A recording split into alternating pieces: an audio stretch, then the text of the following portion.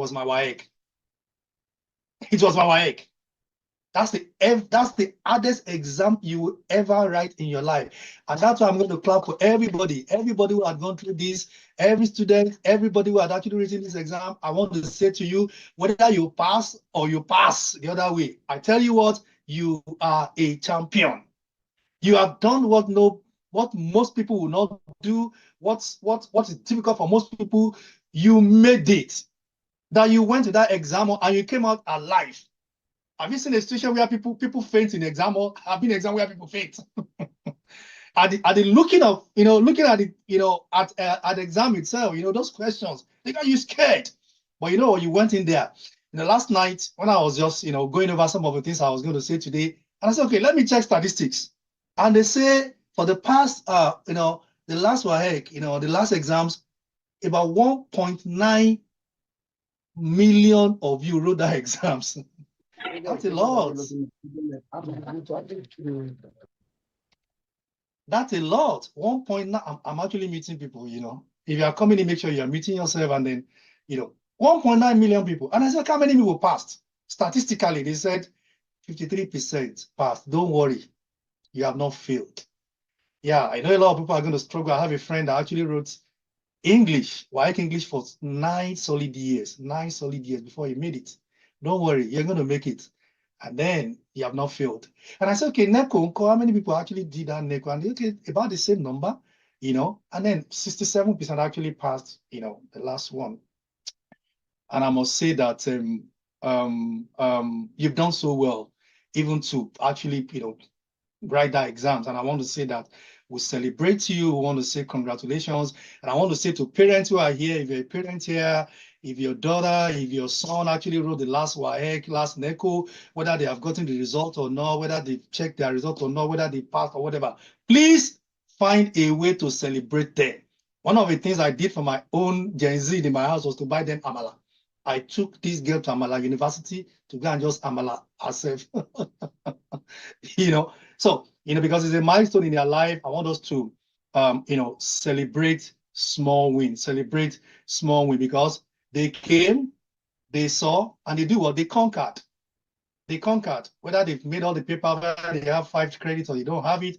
Honestly, for everybody who had written that exam, who had made it through, because I have been there. Like I told you, I've written all manner of exams from, secondary school, higher institution, I've done postgraduate diploma, I've done masters, I've done PhD. But I tell you what, WAEC still remain the most difficult exam anybody will write in this life, because you need to put a lot of molecular formula, all kinds of radio, waiting that time, all kinds of 106 elements in chemistry. All of those things were in my head. I don't know how I managed to do it. And I remember particularly that when I was writing my exam about 30 years ago, I read Ababu 2 solid time. I don't know how many people know Ababu. Maybe I still do Ababu, I don't know. Abbott, remember, Abbott? Anyway, I was a science student, so I can actually relate in that sense. So you're welcome. And I want to say welcome to the world without uniform, especially for those who are in Nigeria. Welcome to the world without uniform. For once in your life, now you can walk the street free without wearing uniform. All right, isn't it? Because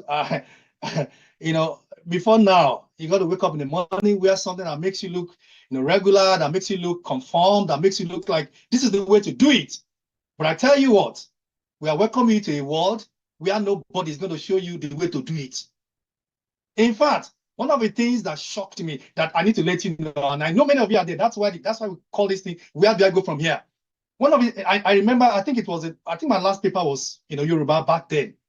Good enough, I must say to you, and I'm going to blow my trumpet. I think I had distinction in Yoruba. So I finished my Yoruba, and then we pour water, and then we danced, and I got back home, and that was on Thursday, and I woke up on Friday. There was no school to go. There was no place to go. Saturday, Sunday, Monday, I woke up. Nothing to do. Nowhere to go.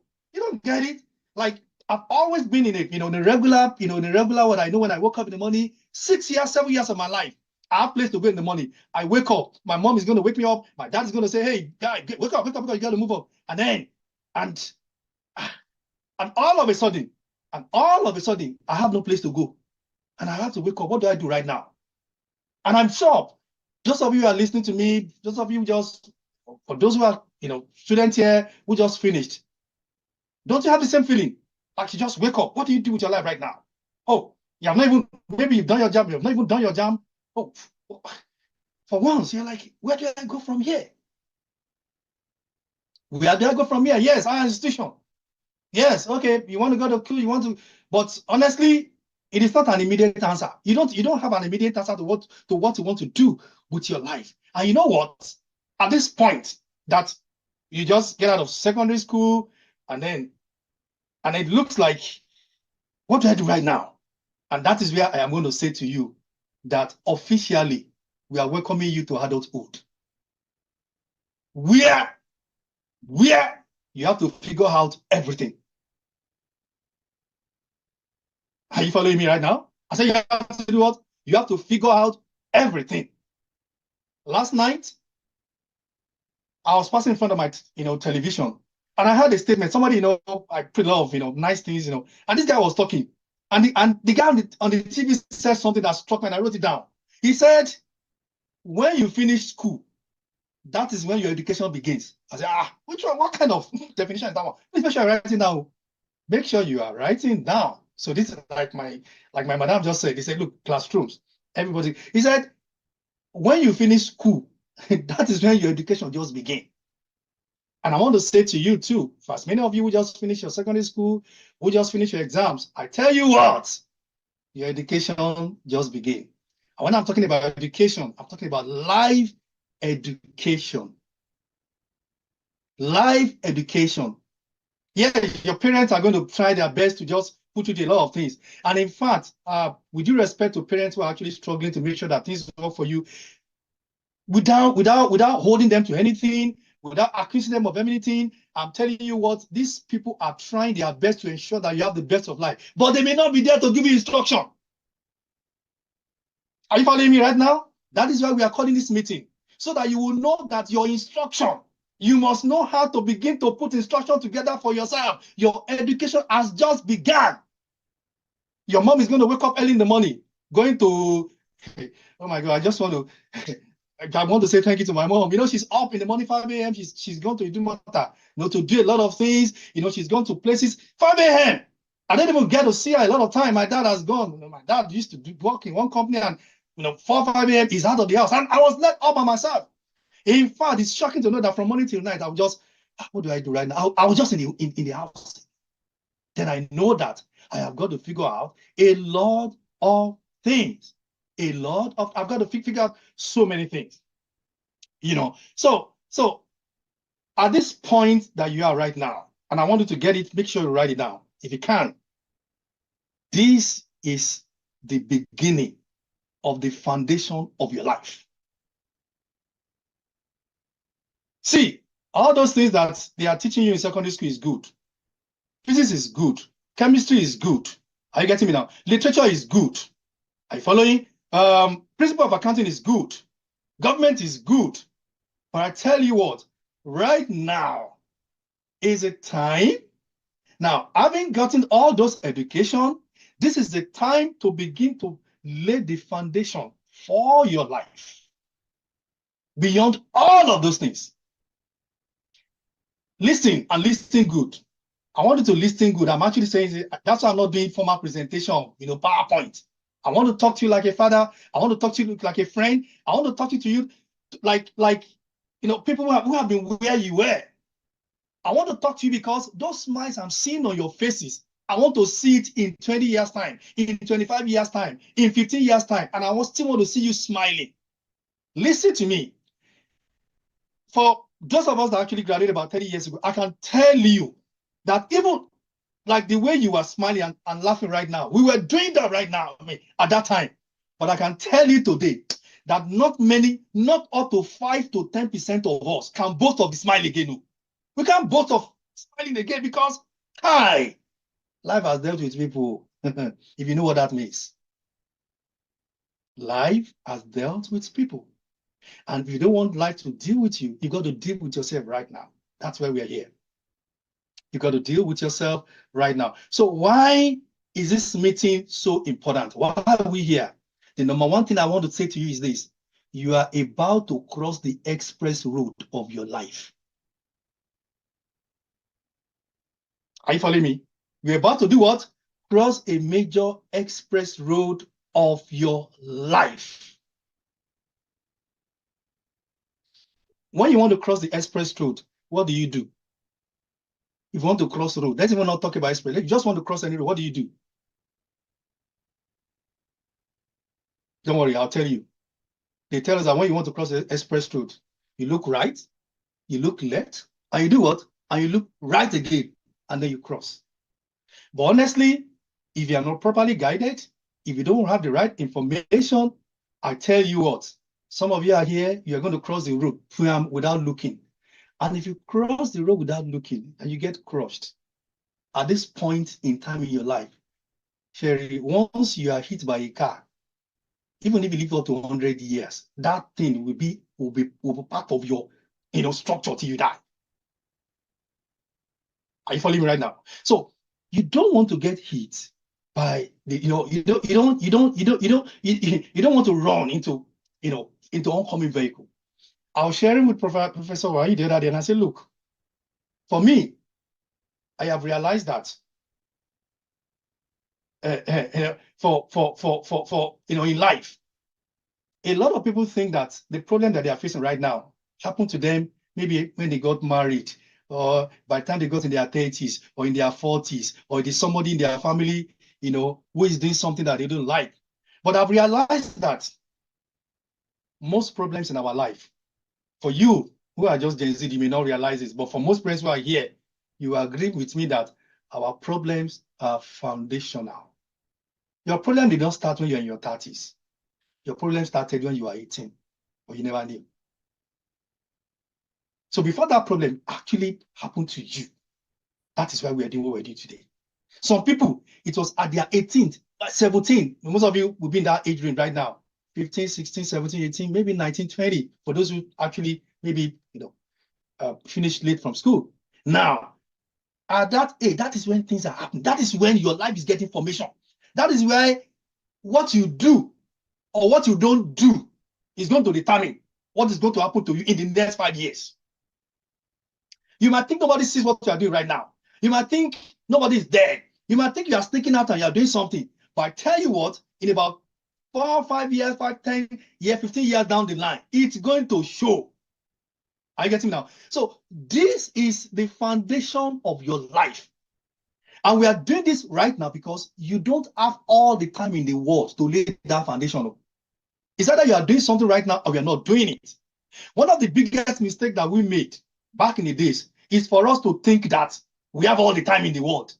But I tell you what, you don't have the time. Oh, you don't have the time. Are you getting me now? All you got right now is the opportunity. See, that you are 17 and you are 18. Honestly, I wish I can exchange places with you. Now, I remember one time we were having a family meeting, and everybody was saying, in my family, we always have this good talk. And we were saying that all of us were discussing. They were saying, okay, we were discussing, and we were saying, what do you have that you want to take? What is in my life that you wish I can, everybody was saying that, okay, my dad, I would like to get this thing you have, I want to have it. This one, you want to have it. And I told my last daughter, I said, look, if there's anything I want to have your age. Just give me your age, take my age.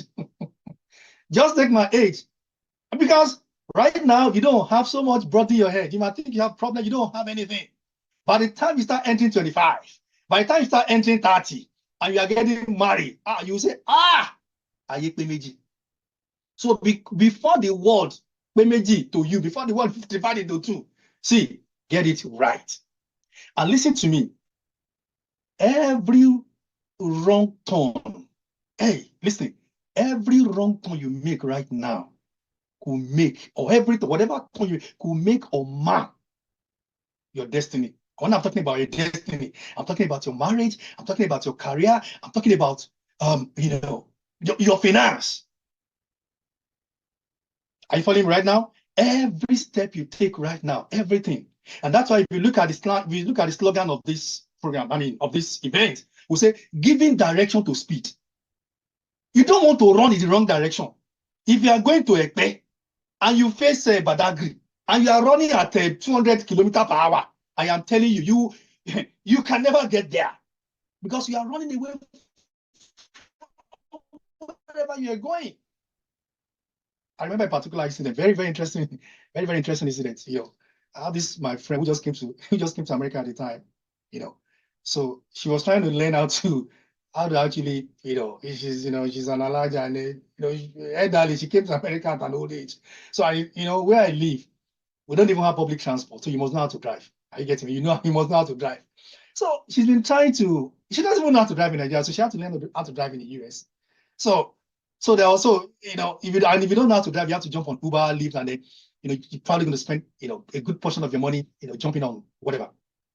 So this night, she has learned how to drive, but she's trying to learn to use GPS. So she was sharing an experience with me, and she said, Uncle Femi, I suffer.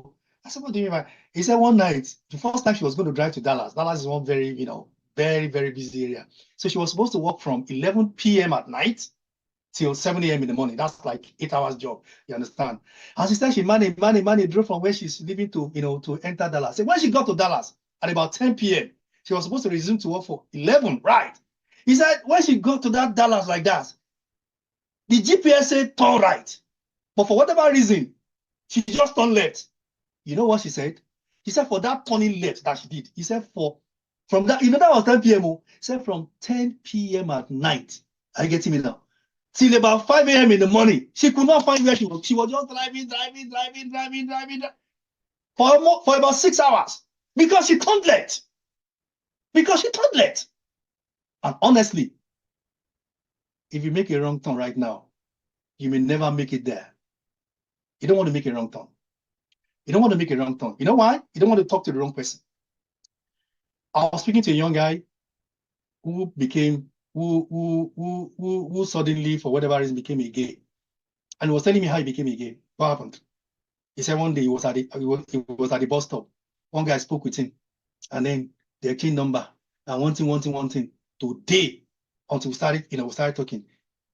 And I realized, and talking to that one wrong person, I get him now. Talking to that one wrong person now, at one wrong conversation. That's what I'm saying now. One wrong conversation, one wrong communication, one wrong association can actually ruin your life. And that is why this is very, very important. Take notes. Take note of this thing. At this point, take note of this thing. Number one, you are not lost. Whatever may have happened to you before now, take it down, cool your mind. Opportunity lies before you. You have you still have opportunity to change a lot of things.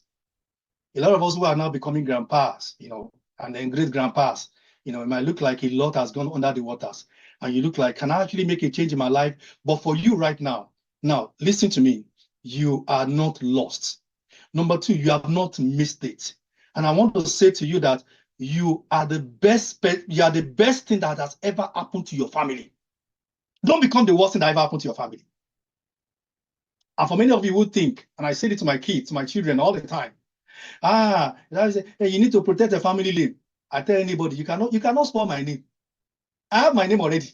So what you're about to do right now, because you are not lost, because you have not missed your road, because you are the best thing that has ever happened to your family, you are about to make a name for yourself. Tell yourself, write it down. I am going to make a name for myself. I'm not making any name for my family. See, it is from me that great family, great names, whatever my family is bearing before, let them bear it. But you know what? I am taking it to the next level. That should be your goal right now. At 17, at 18, at 19, that right now, I want to take whatever it is around my family, because write it down wherever you are. I am the best thing that ever happened to Adediran family. And honestly, let that stick in your head. You are the best thing that ever happened in your family. I don't care whether your dad has money. I don't care whether your mom is doing prop job, wherever. Maybe your dad is a cleaner. But you know what? Beautiful things, is happening right away from now, starting with you. So how do you know where to go from here? How do you know? How do you know? How do you know? What do I do right now with my life? That you're hearing all this thing. What do I do? What do you do with your life? Somebody said something. Somebody said very critical thing, and you can write this down. He said there are two most important days in your life. Two most important days in your life. Guess what those days are? He said, the day you were born. And what is the second day? Think it's the day you die. No, it's not the day you die. It's not the day you die. Two most important days in your life. The day you were born and the day you discover why you are born.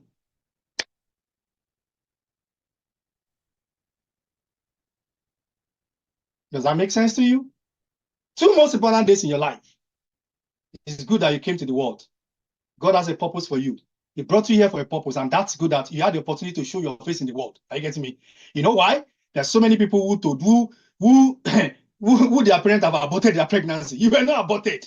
You were not aborted. You were here. And they even said that, I don't know whether they say when a man sleep with a woman, I know you just finished biology, you know those calculations. I know virtually everybody in secondary school that time we love biology because we love all those sweet things they talk. Say when a man actually meets a woman, you release maybe millions of sperms and all of that. And then you win, and then you swam, and you won. And then you're here. Because you made it out alive. It's to show that there's actually a purpose. There's a reason. And that reason is what you must find. Now, when you find your purpose, when you know who you are, when you know why you are here, it will determine where you will go, who you will talk with, what you will do. Dr. Maismuro said something, said, when purpose is not known, abuse is what? Abuse is inevitable. The reason why you are behaving yama, the reason why you are doing what you are doing is because you have not realized that there is a reason. I don't want to start speaking some big language to you. There is a reason. I am giving you this foundational thing so that by the time we begin to get into some practical thing, you will be serious. I was talking to one of the principals, one of the directors of education who is here, and we are saying that people should register. And then, Pastor Bolani, and then she was telling me that, Doctor, did you know, some of these children, you have to beg them to do everything. Even the exam, you have to beg them. Hey, please, if you are here, if you are 17, if you are 18, if you are 19, tell yourself, nobody will beg me to do anything again in my life. I am taking responsibility because you have discovered why. Because you made it. You are not aborted. You are not killed. In fact, your parent did not kill you when you are. See, there are people that kill their children because they cannot take care of them. Have you seen that? I have seen parents in America here who, because they cannot take care of their children, they give their children to government. Nobody gave you out to government. Nobody put you in orphanage. Are you getting what I'm saying right now? So that's to show that there's a purpose. And that's why when Pastor Banale told me that, and he said, you have to beg them, you have to know, you are going to tell yourself right now, look, I am going to sit down, I'm going to look for opportunities, I'm going to take responsibility, and nobody's going to push me to do anything. If I want to go to an institution, it's not because somebody is pushing me, it's not because my dad tells me, it's not because my mom wants me to do it, but because I have discovered my purpose that, look, there's something I'm here to do. There's something you're here to do, and you must do it. If you find that purpose, it's going to guide you to know who to talk with, who not to talk with, to know where to go, what not to go. The reason why anybody would jump, on the social media and start showing a bomb, and start saying, look at me, look at me, for whatever, I'm telling you, is because the person has not realized why she's here. The value of a man is much more than his body. The value of a woman is much more than her body. But right now, because purpose is not known, because you don't know why you are here, you think you are in this world to come and show your bomb. Just ask him, is that why you are here? Because for people who jump on social media, all they do was just to show their whatever. Is that why they are here? Is that what life is all about? No, I'm just asking. All right. And that's going to lead me to how do you discover why you are here? Why you are here? Look, you don't have to figure out everything today, but discovering who you are is the next step. If you can discover who you are, you will discover what to do. Are you getting me now? So I'm going to start with this. Listen, we're going to, we are moving. I hope you are getting something. I hope somebody's getting something. Are we making sense? All right. If you are getting something, just send me an emoji. I want to be sure that I'm talking to people who are, I'm talking to both parents and then the children themselves. Now, I hope you are getting something, because this is actually right at the heart of my heart. I'm saying this to you as a parent. This is the way all of my children, everybody's on this call. We're still going to go back and talk about this, and I want everybody, to just, be on top of this. Because let me tell you for real, and I've said it to a couple of parents who spoke with me, that if you missed it, Nigeria will continue to miss it. Are you following me right now? We can make all the law, whatever we have in the Senate House. We can do whatever you want to do. But you know what? If you can get it right, Nigeria will get it right too. Because today, all of you that you are seeing here, that I'm seeing all these, my Gen Z people who you are the foundation. You are the foundation for next Nigeria, for greater Nigeria. If you are not, if you don't get it right, if you don't know your why, Nigeria can never know its why. In fact, our community can never get better. The world can never get better. Even beyond Nigeria, it's not just about Nigeria, it's just about having a better world, and it starts with you. So, how do you know who you are? Because to know your why, you must identify yourself first and foremost. So, how do you know who you are? And I'm going to start by saying who you are not. Are you following me now? Who you are not. Number one, you are not your mistakes. I know a lot of you are here, though you are 17, though you are 18, though you are 19, though you are 20, but you are carrying the weight of 60-year-old man, 65-year-old woman. And then there are things that you cannot tell anybody. But I want to say to you, I don't know whatever mistakes you have made. I don't know what you have done that you have not told your parents, that you have not told everybody. I don't know whatever you are doing in the secret, that you are just so scared. But I tell you what, whatever that mistake is, you are not that your mistake. Your past does not define you. You can grow, you can learn, and you can become better. Are you following me right now? You can do what? You can grow, you can learn, and you can become better. So your past does not, because many of you, yes, I've spoken to a number of you in some different, conferences and meetings, and I realized that even you are having more problems, even than some of us who are your parents. But I tell you what, your mistakes does not define you. Many of you are keeping a lot of secrets, a lot of your mistakes. But you know what? I'm going to say to you, you need to open up. You need to come out. You need to let us know so that we can actually help you better. In those days, we don't have this opportunity. There was no Zoom. There was nothing. We could not talk to anybody. And a lot of us live with terrible things. A lot of, that people cannot even define. But you have an opportunity to talk to somebody today. And number two, listen to me.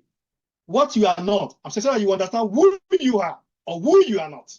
I hope you are taking notes. Please make sure you are taking notes. Number two, you are not what social media says you are. Many of you are here.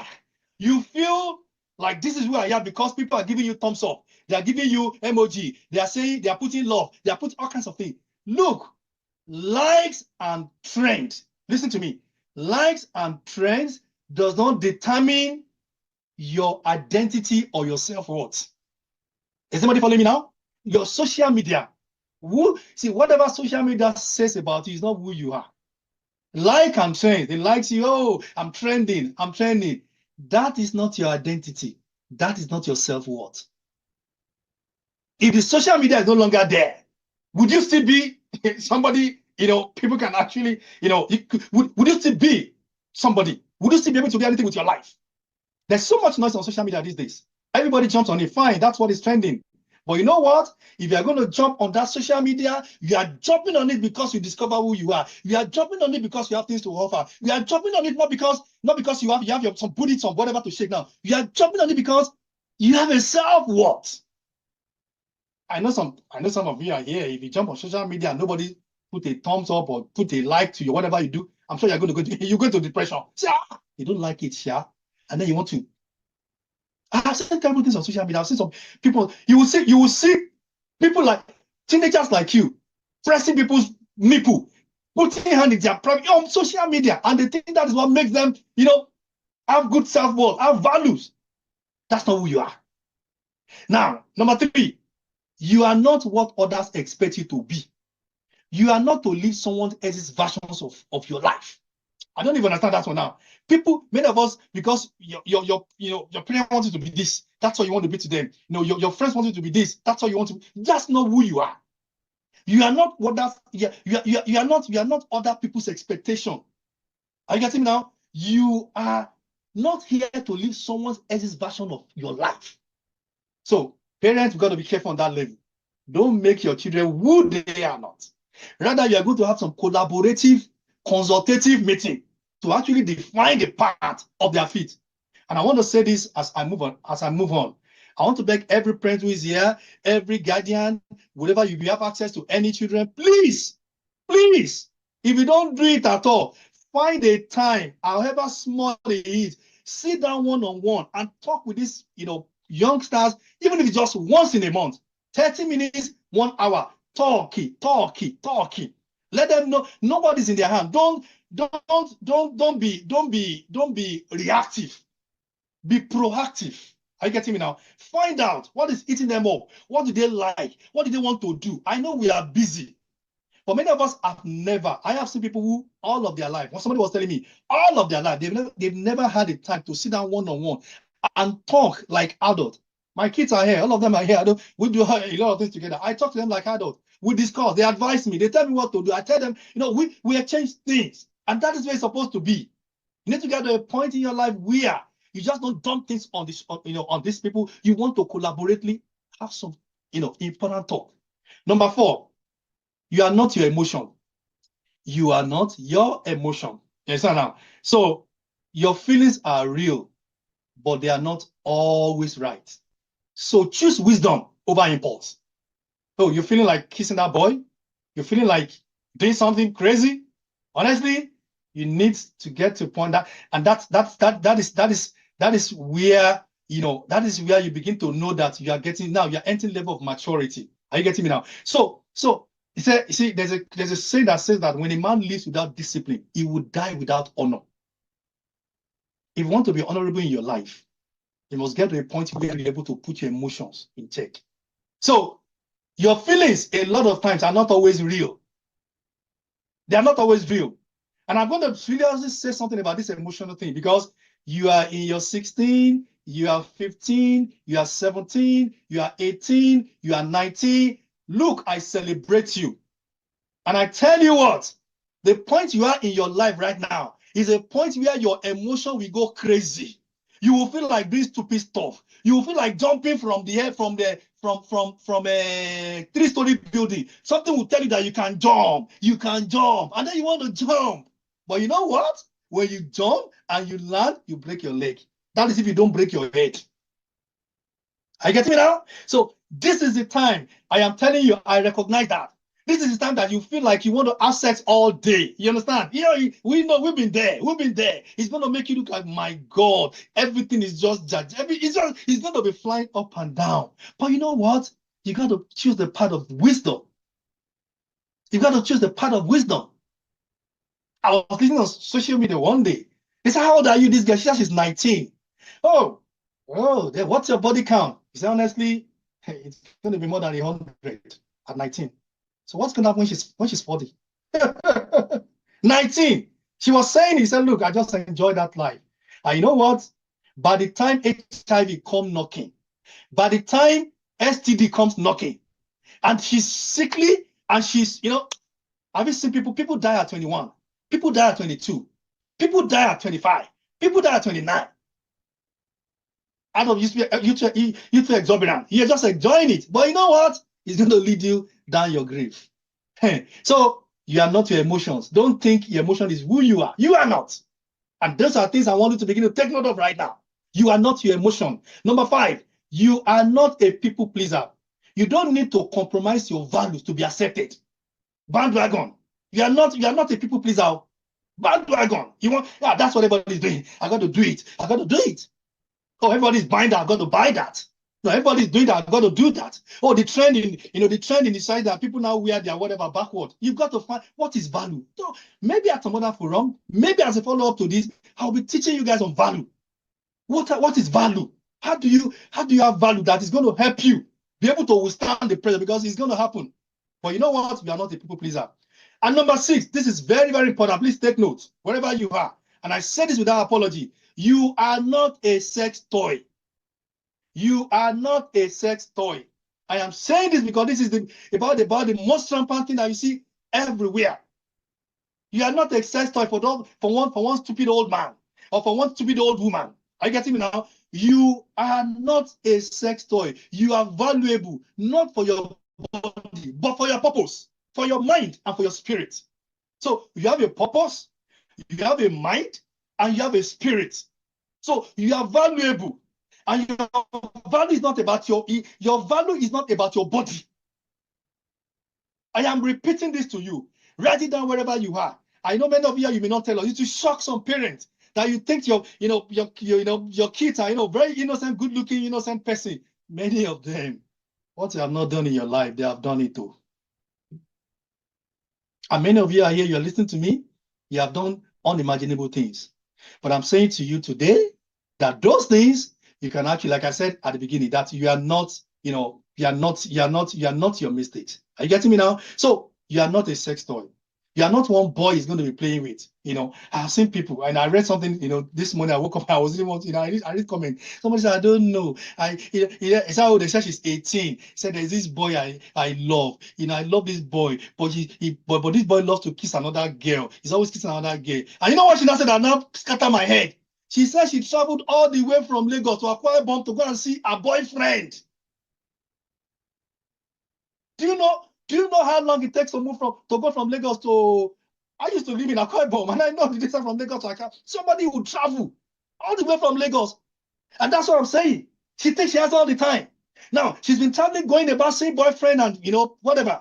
And by the time she's 25, by the time she's 30, she's regretting her life. So what have I done? Where did all the time go? Because all along she was traveling from Lagos. For what purpose? Where were the parents? What were you doing? You're going to leave your house all the way from Lagos, a 17-year-old girl going to see one 19-year-old boy in Akwa Ibom? Come on, give me a break. And that's all you think? You think you have all the time? There's no time. There's really no time to mess around. Now, number 7, I want to say this to you, what you are not. I want to say that you are not alone. You are not alone. No matter how hard it gets, you matter. No matter how bad it is, no matter whatever it is, you are not alone. And you know what? We are with you in this journey. We are with you in this journey. Now, so who are you? Who are you? Let's get on to that. Who are you? Now, say what? You know what? You are valuable. Number 1, you are valuable. You have a what that goes beyond appearances and opinion. You have a what that goes beyond what appearances or what people say about you. Are you following me now? Number 2, you are purposeful. You are created with a unique plan and calling. So you have a purpose. You have a purpose. I have said it. You won battle. You've won millions. You are a warrior. You won. Even if you have not passed your WAEC, you have won. You won. I don't care whether you have fast credit or not, but that you made it to this world, you are a warrior. You are a winner. So you are purposeful. Number 3, see, you are resilient. You can overcome challenges. You can grow. You can grow stronger. And then number 4, you are loved. You are deeply loved by God and those who care about you. That's one of the things that, terrible things that, lies that goes around to many teenagers. Oh, my parent doesn't love me because they tell you don't do this one. She doesn't love me because my mommy said, what's wrong with you? Stop that. She doesn't love me. And many of you make me laugh. Many of you, I tell myself, if you talk mental health, I'll give you a knock on your head. They'll say no because my daddy said something to me. I am having mental. Well, I don't know what they call it. Everybody talking about mental problem. Back in the days, I tell you, look at my head. There's a mark on my head here. It's my mommy that made that. He used one. They say, there's one. I don't want to remember that night. My mom said something. I didn't get what she said. By the time I turned, she used Idiabo, boom, on my head. I did not have mental problem. You know, they'll tell you, I'm having mental problem. Everybody, all these Gen Z right now, all of you, you'll be talking about mental. Anyway, they said it is Omotaibi, Olayinpon. But you know what? You are loved. Your parents care about you. They may not give you all of the money. They may not give you all of the food. They may not buy you all of the clothes. But you know what? Whether they gave you all of those things or not, your parents actually loved you. And God also loves you. Number 5, you are learning and growing. That's who you are. You are a learner, you are growing. Every day is a chance to become better and wiser. Every day is a chance to become, better and wiser. And number 6, who you are right now, you are capable. You have ability to achieve great things through effort and faith. You have ability. So don't think, I always have this, this battle with my first daughter. Each time we're talking on the project, you say, Dad, remember, I'm just, she just tell me her age. I said, so what? Girl, you got to get on that. I wish I'm your age. You can do better than me. See, you don't know that many of you are a better person than many of us. Some of us right now, quote and unquote, our brain has started entering regression. But you know what? The best of the brain right now are those of you who are teenagers. I'm telling you, if there's anybody who is to formulate the best policy, you are the one, though. Because our own brain, I am thinking about 1,000,001 things. How many things are you thinking about? Are you know what I'm saying right now? So you are capable. And I want to say as well that what? You are enough. You are enough. You are complete. You are whole. See, don't let anybody think that because your parents are not rich, or because you are living in one part of town, or because you didn't eat the money, or because see, you are complete and whole. It's your world. Get excited. That's number 7. See, you are enough. You are complete. It's not about your food. It's not about your clothes. It's about purpose. Hey, are you getting me now? I hope you are just getting excited about this. I'm excited. See, it's about purpose. There's a purpose. There's a purpose for you. So because you have purpose, you are not wretched. Because you have purpose, you are not poor. Because you have purpose, you are not stupid. Because you have purpose, see, you are a great person. Even at 17, even at 18, even at whatever, because there is purpose. I'm telling you what, you are complete and you are whole. So what next? Now that you know who you are, how do you explore your opportunities? Now listen to me. There are so many opportunities that are right in front of you right now. I'm going to be done in about 10 minutes, but I'm going to rush over this. Now, I may rush over this. There's a book which I have written already that contains all of these things, even which I have written in a better way, practically. If you have registered for this event, you will get a copy. If you have not registered, go and register. That book is going to expose you to a lot of things that will help you live a better life. So if I don't finish talking here, get that book. For those who don't, if it's on Amazon already, you can buy it on Amazon, but I don't want you to buy it. For those who are here, we're going to send it to you free. Are you following me right now? I'm not here to sell anything to anybody. I want to give it out free.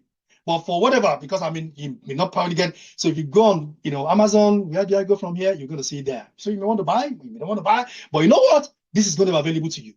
I hope you are following you now. So what are the opportunities that are right in front of you? Now listen to me.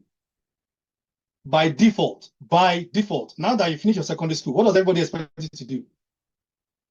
To go to where? To go to an institution, to go to university, to go to polytechnic, to go to where again?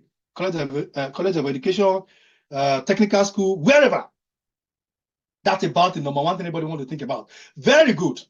And I tell you what, you can go. You can go. That's the first thing I'm going to say. Please, whatever you do, wherever you go, I want to encourage you. I want to beg you, go to higher institution, go to school. It's not a must. It's not a must. But I want you to desire it. I want you to try it. I want you to, and in desiring it, in wanting to go there, in going there, don't think it's about your parents. Don't think it's about parents. I've met I told you we graduated about 10 years ago. I've met a couple of my friends who graduated, who never went to, who did not go to our institution, and then many of them will tell you that, you know what they will say? Nobody was able to send us. That's why we did not go. See, listen to me. You don't have any excuse. Listen and listen good. If you need to go and be selling pure water, it's in your life. Go and sell pure water and go to school. Don't say, I don't have any parents. I tell you what, You don't need any parent to go to higher institution. I say that without apology. Because some people say, because your parents, they are actually struggling to put food on your table. They're trying to, put, clothes on your back and do a lot of things for you. See, I am not saying parents should excuse their responsibility, but I'm saying that, look, tell yourself, whether my dad, whether my mom is there for me or not on my this higher institution pursuit, I am going to get it. I'll tell you one shocking story. With due respect to my mom, and I want to say that I love my mom so well. She told me one story that actually touched me. She didn't go to school much. I think she stopped somewhere, in secondary school at some point.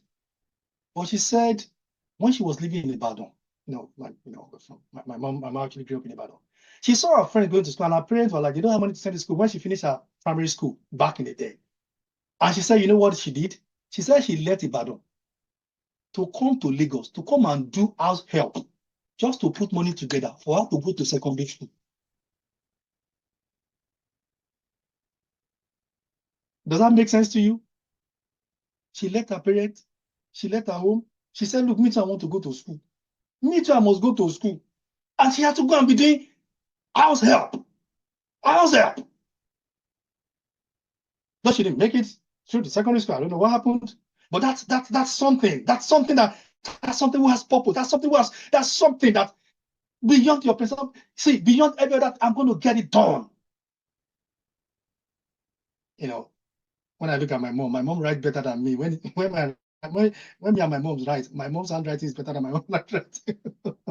Me that I have all the book in this one. But when my mom writes me things, I say, Joe, when will I have fine handwriting like my mom? She got a very good handwriting anyway. What am I saying, that somebody had to leave all the way from Ibadan to come and be doing outside in Lagos, right? Just to go to school. And some of you wonder, maybe this brother, maybe he has a, I knew when I was back in the campus, back on campus, I knew how I had to work all night. I had to go to go and be working in Saba Cafe just to raise money to pay my school fees. Excitedly. And I want to say, whatever you do to go to school, don't think don't think you are suffering. No. Somebody say, I am suffering. See, get excited. Get excited. Man, because you are going somewhere. You are connecting a bridge. I told somebody, say, look, because you are doing cleaner to do your masters, don't think you are suffering. No. You are not suffering. You are building your destiny. Talk to people in your church. Hey, Joseph, Abi, is there anything I can do for you in your house? Can I clean your house for you? Don't worry. How many in about 3, 4, 5 years now? You are done. Don't wait for your parent. Don't wait for your uncle. Don't wait for your brother. Don't wait for anybody. Move. Because at the end of the day, it's going to be your life. You don't want to be part of it that will not start looking for you don't want to be there, man. I want to be a blessing. You want to be a blessing, right? So you know what? Get on the move. If your parents, if they support you, fine. If they don't support you, fine. You are on your way. Explore these education opportunities. Don't say Nigeria economy is bad. I cannot go. We went to school. I had all my masters in Nigeria. I did everything. So tell me something else. And we don't have all the money. We don't have all the money. But I told myself, I am the best thing that will ever happen to Adediran family. Tell yourself that 1, 2, 3. Look, I am the best thing that will ever happen to my family. Number 2, if you can, while you are still trying to go to school or whatever, in the meantime, learn something. Skill training. Learn a trade. Learn a craft. Know how to do something with your hand. In fact, don't just go to school. Make sure you learn something new. Make sure you learn something that if they wake you up in the middle of the night, it will produce something for you. Now you have that time. In the next 5, 6 years, you won't have that time. Please jump on it. What can I do right now that is going to be a skill that will go with you for the rest of your life? No, I mean, I have all the money, but there are some things that will wake me up tonight. I'm going to make money with them tomorrow morning. They are skills. I'll make money with them tomorrow morning. I don't need to be employed to make money with them. Go and learn skills. Number 3, make sure you learn online. Go and look for some free school online. Go and get free certifications. They're online. All those that phone you are carrying in your hand that you're just doing you are ready, you're just dancing. This is the time to get to work. That's what I'm saying. Get to work. Get to work. Get to work. Wake up in the morning and don't just start putting on and start watching Netflix. Get to work so that 5 years, 10 years down the line, you can watch Netflix without heart attack.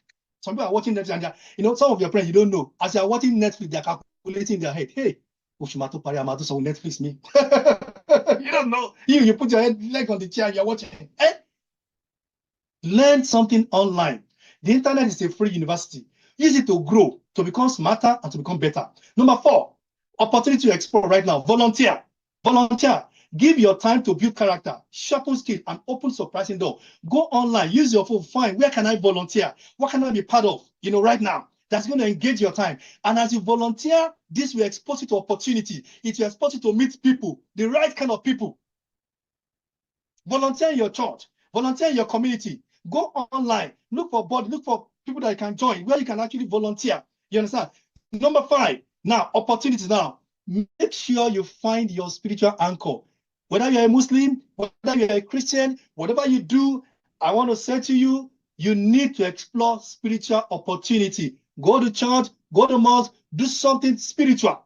Let me tell you one thing. Life is primarily spiritual. Gen Z, 16, 15, 17, 18, 19, 20, whatever age you fall into that, I want to say to you, write it down. Life is spiritual. No matter how brilliant you are, no matter how good you are, no matter how successful you are, or whatever it is that you've done, so far, I tell you what, if you don't find your spiritual anchor, your life is about to crumble. It's not a curse. It's not a curse. You got to find your spiritual anchor, whichever way, because that is the way to tie it together. That's how you see a lot of, nice, good people with good, certificate, and then they are messed up. So if you are here, you don't go to church. Statistics, they said, by statistics, they said about only 23% of Gen Z believe in church. I was reading that last night. I mean, believe in, spiritual things. 23% of you. So where is the world going to? You don't go to church, you don't go to mosque, you don't worship, you don't pray. They say only 23% of Gen Z right now believe that they should just do something with God. You are headed for disaster without God. Write it down. That I am headed for disaster without God.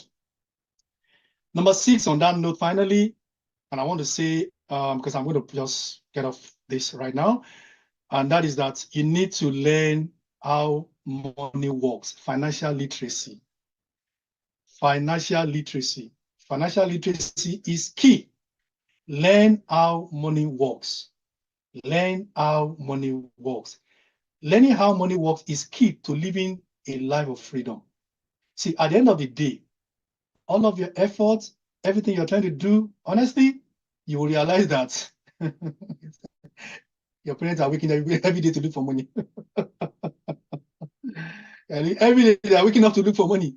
So the earlier you know how to make money, the better your life gets very quickly. So you don't get to that point where you are also, you become hooked to the point that you can't actually think straight. That's why sometimes when you say something to your parents, they're angry.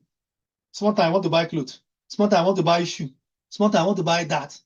But you know what? Who says that even at 1920, you cannot help your parents even, I say this with due respect. I love my parents. They are great people. But you know what? I have been paying my parents' house rent until we built our house since I was 18. I've been paying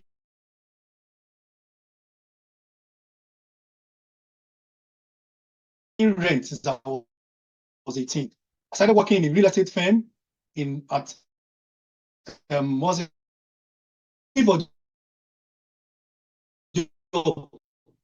because at that time we were owing rent. We were owing rent. And I'll be like, what? And then I could not see how the caretaker, you gotta get on the road. And I remember that day, the first time I went to look for you, I tell you, I worked for almost 3 hours, all the way from Agege to Ikeja. When I get to Ikeja, I now face up maybe, I carry a lot of application letter. I was just 18. And I was going everywhere. And I got that job. And I got that job. I remember my first salary then was 5,000. Our house rent was 500. We were waiting for 1 year. I paid for 6 months. 3,000 naira. My dad was like, boy, how did you do that? Get to that point. Know about financial, how money works. Go and get books on money. You're not too young to make money. There's ways you can actually make money in a great way. Even if you're going to use TikTok, Facebook, there are values you can have that can make you money. My wife said something about one of our kids who is doing well on YouTube. She got on YouTube and she's talking to young stars. And the YouTube is paying her for talking to young people. And that's those are some of the things you can do. You could teach people some skills, all of that on YouTube, YouTube, Facebook, do something good. Then, well, you know what? Do something. I say, look, there's no superior part. What matters is choosing with purpose and working with courage. Whether you go to school, whether you acquire skill, whether you are doing things online, listen to me. There is no path that is superior. What matters is you choosing your path with purpose and working in that path with courage. I'll be wrapping up in about 6 minutes, and I'll say something. The battles that you are facing right now, I want to tell you some of the battles you are facing. That you need to, in order to tell you opportunities. But what battles you must face, I actually put here, how many battles is that now? 7 battles. But don't worry, I'll rush over them. 7 battles. And then I'll wrap up so that I can give room to maybe contributions from some of our dads and mom in the house. And then maybe we're going to have a follow-up to this. I don't know. But, the planning committee might probably look into that. Now, the real dangers that you are facing right now, I want to come to you with what you are facing.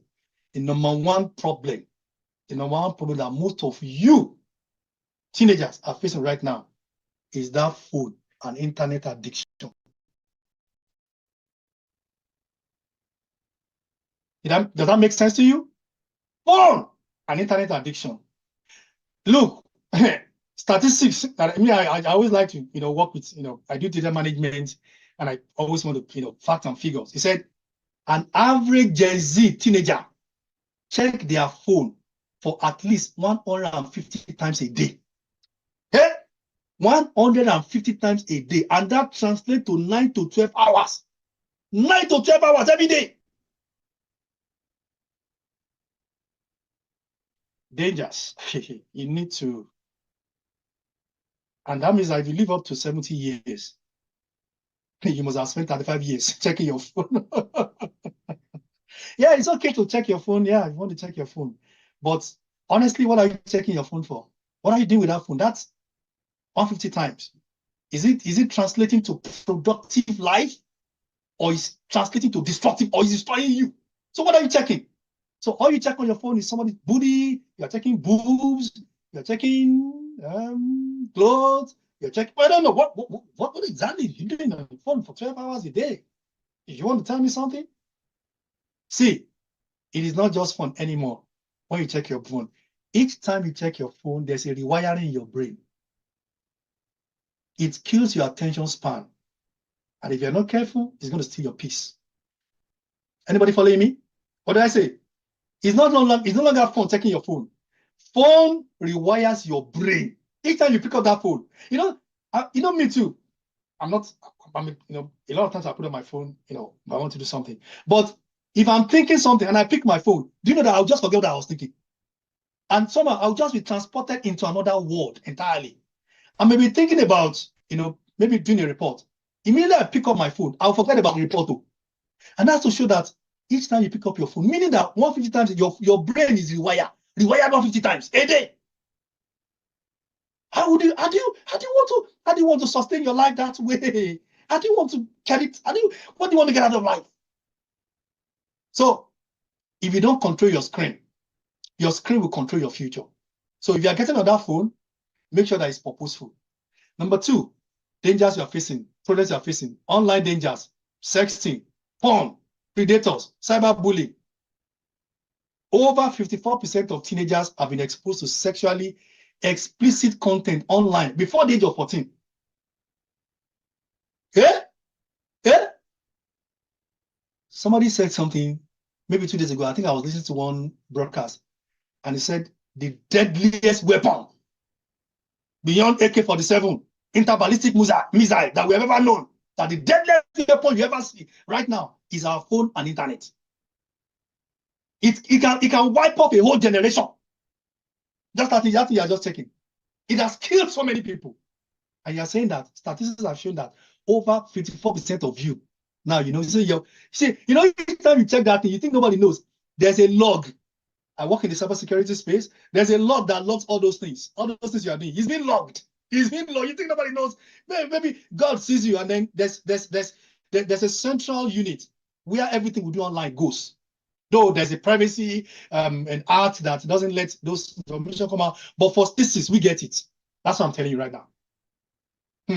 Guard your digital doors. The devil now knocks through Wi-Fi too. Number 3, peer pressure. 85% of teenagers says that they felt peer pressure to engage in risky behavior. The most thing that many of you do is because a friend is doing it. And then there's a mental struggle. I hear that all the time. I have mental challenge. But you know what? Anxiety, depression, suicide.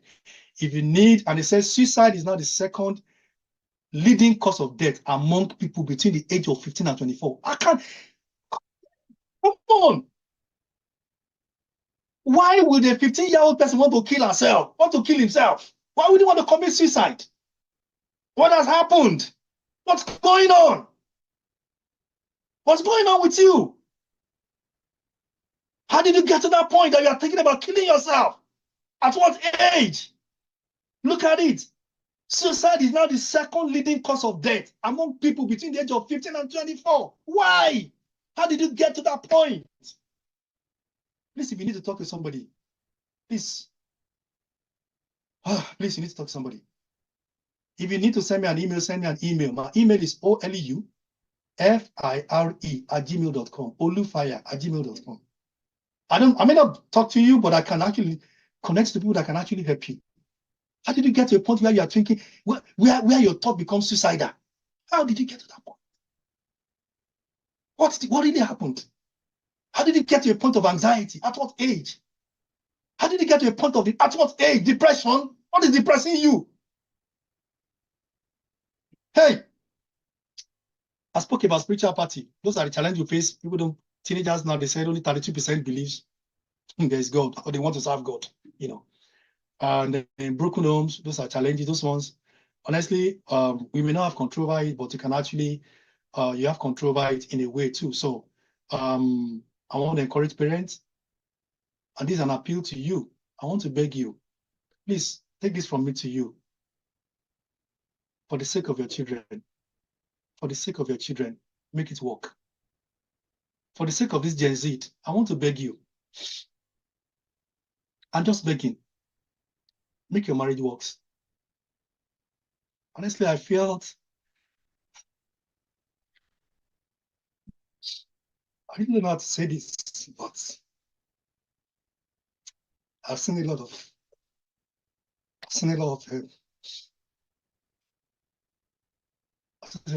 children's life get destroyed just because of our stupid mistake as parents. We think it's just about us. We think we can just walk away. And then because we walk away, these children, they suffer for it. Many of them becomes what they can't even imagine because the father is no longer there. The mother is no longer there. I've spoken to a lot of children who, when I speak to somebody say, look, I will never even attempt marriage because of what they see many of us do as parents. Stupid things. You beat your wife. You're fighting your wife all the time. You're fighting your husband all the time. The children, they see it and they call it dysfunctional homes. And they don't even they can't call you role models. Parents, I want to beg you. Behave yourself because of these children. I'll use that word. Let's just behave ourselves. This really caught me at my heart because I've had too many stories. And I've seen so many children with beautiful, bright future get shattered just because of what we do as parents. I don't want to go into that, but I know you know what I'm talking about. Do it for us. Do it for them. Do it for them. Find a common ground. Find a ground to be at peace. Just do it for them. Please. Number 7, there's confusion about identity, purpose, and faith. That's another dimension of things that the Gen Z are facing. And I'm going to wrap up that by saying that this is a season of war. But you know what? Only warriors are only made at war. So my youngsters, my kids, my children who are here, I want to beg you, this is war. Fight your war and win your battle. Warriors can only be made at war. If there's no war, there's no warrior. So this war that you're facing is going to be a war of a lifetime. Or make up your mind to win, even in this battle. So you are not alone. With the right choices, you will win. What do you need right now? You need character, you need discipline, you need vision, you need good relationship, and you need God. And you need God. And you need God. I want to talk. I would have talked about Malala, the lady who fought for girls' education, Dr. Ben Carson, Sam Altman. Do you know, anybody knows Sam Altman here? That was the guy that started, at the age of 8 years of age, he has started working on, coding. And today, many of you talk about ChatGPT, AI. That guy at age 8 used his time. He was able to shape the future of artificial intelligence. He started doing that at age 8. He wasn't even a teenager. You remember the Joseph in the Bible? He did a lot. So I want to say this, you are the light. God has planned for you, and I want to declare over your life that you will go far, you will go well, and you will go right. I pray God will help you. My book is going to be available after now to share with everybody. At this point, I want to say thank you for the time. We'll take contributions right now. I'm going to yield the floor to Mrs. Adediran. And just to wrap up, Mrs. Adediran, we want to get our, are you there, Mrs. Adediran? Yes, I'm here. So, yeah, we got a couple of people in the house. We may want to get them in to respond and say one or two things. I see Otumba, but the reason is hand. Maybe you want to say something. Can we get him unmuted, please? Okay, Otumba. so yeah, I think Otumba want to say something. Okay, Otumba, please go ahead. Unmute your microphone. Did I see him raise his hand?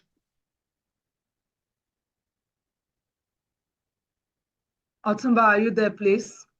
Okay, I think he lowered his hand. So okay. You may want to call on other people that's Okay, do we have anybody? Dr. Akinwale, do you have anything to say?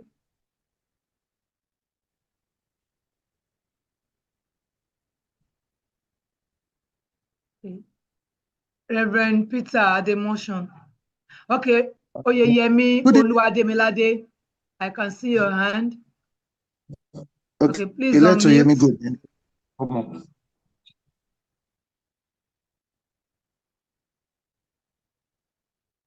Good evening, sir. Yes, good evening. Hello. So today's meeting was actually very impactful and a big eye opener to teenagers like me. But I would like to ask a question. Can I go on? Yeah, go ahead. Yes, go ahead. You said something about purpose. Like if a teenager is able to find their why, the country also would be able to find his why, meaning discovering our purpose. So how can a teenager like me discover our purpose?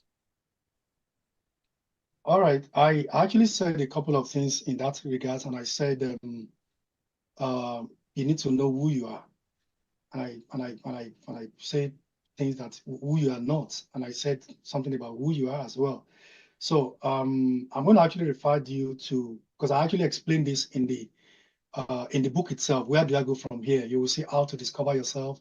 There are technical parts to that as well. Technical way to discover yourself, by way of observation, by way of, what do you like to do? What is your passion? What gets you excited? Or what gets you angry? Your anger, your excitement, they are pointers to understanding why you are here. You understand what I'm saying? So in that book, which I said is going to be available after now, which we'll send to you if you register anyway, you'll be able to see some practical things you can do to actually discover why you are here. But like I said, it starts with you knowing who you are. That is identifying you as a person. This is who I am, So so I've said who you are not, and then who you are. So knowing who you are comes with, a couple of practical things. But when you get a copy of that book, you can get practical the practical way to actually explore your identity. Yeah. Can we take, yeah, I hope that takes care of that. Yeah, I see other hands quickly before we get those who have been. There's a user, Samsung SMA032F. Please, can you identify yourself? You are raising up your hands. Mr. Atumushe, can you unmute those who want to talk? Samsung SMA032F.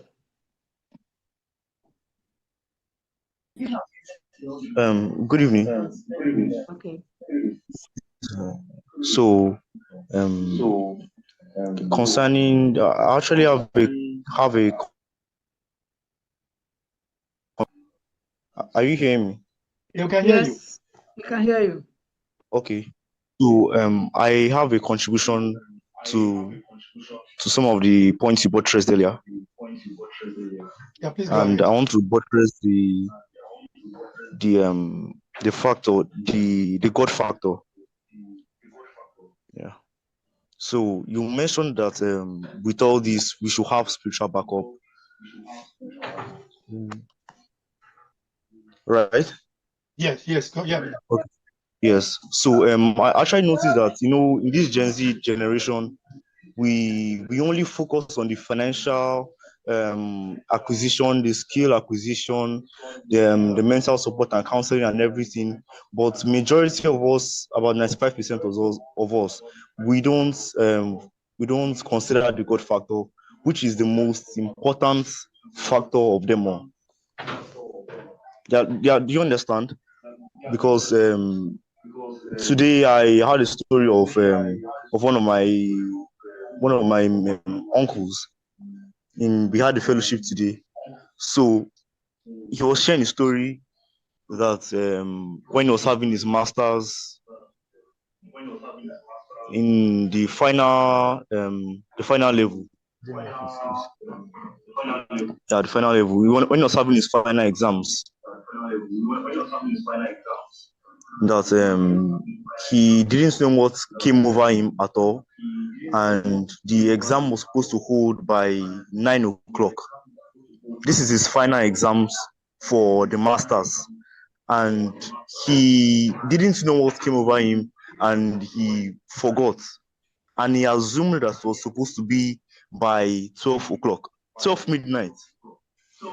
So you can see that even apart from all the financial factors and everything, had he had the God factor with him, he had of course he had the God factor. But the thing is that many of us, if we are really conversant with this God factor, we are conversant with a relationship with God, we won't struggle much.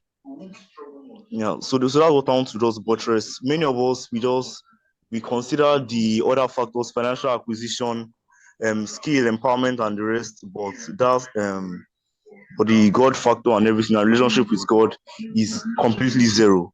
So my contribution is that we should stay closer to God, and we should not neglect the God factor. All right. Okay. Thank you very much. Got your our time runs out. So Otumba Bode, I've seen you raising up your hand since. Please, in 1 minute, can you just make your contribution or your question? Thank you very much. This is Adediran. Thank you very much. First and foremost, I thank God for this opportunity.